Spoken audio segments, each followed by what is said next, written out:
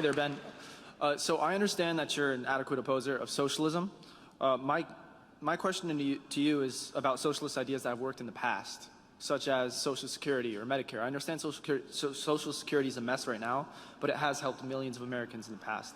So do you think that we should banish socialist ideas in general in the United States, or limit it to Banish. something like? And the reason I say that is because so what socialism basically does is it takes the resources of a given society and it freezes them there and then it redistributes them.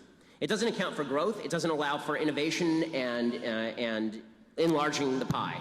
Socialism basically says, however much money is in the economy, it's unfair how it's distributed. Take it, redistribute it. That's the end of it. The problem is once you do that, you get rid of the incentive to innovate and to build new things and create new services. So, of course, it's true that if there are 5 of us in a room and I have $5 and nobody else has any money and I just give each person $1, then everybody in the room is better off except for me. That's true, but I now have no incentive to go out and make $5 more because you're all just going to take the money. This is true of Social Security also. So Social Security has actually created an enormous downside for society now. So in the short term, it's great, right? You take a bunch of money that doesn't belong to you, you give it to a bunch of old people, they're happy, right? You take a bunch of money that doesn't belong to you, you give it to a bunch of old people, they're happy. It didn't cost you that much money because it's the baby boom and there are a lot of people who are young and there are not that many people who are old. Then the baby boomers get old and now we're all screwed, right? People who are our age are never going to see our Social Security money. It's gone. We're never seeing it again. Kiss it goodbye, right? So, so one problem is that older people did not have an incentive to save. So the savings rate actually went down after Social Security because you may as well spend your money. Somebody else is going to pay for you when you're old.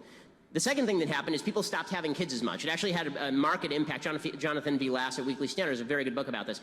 It actually had a market impact on birth rates. Because one of the reasons to have a kid, not to be cynical about this, but it's true, is that historically, when you get old, who takes care of you?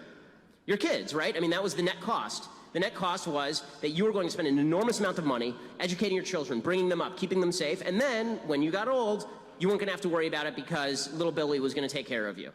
Now Social Security takes care of you, so do you even have to have kids? And that's what's created this enormous bulge in the old population in the United States and very little on the young side of the population in the United States.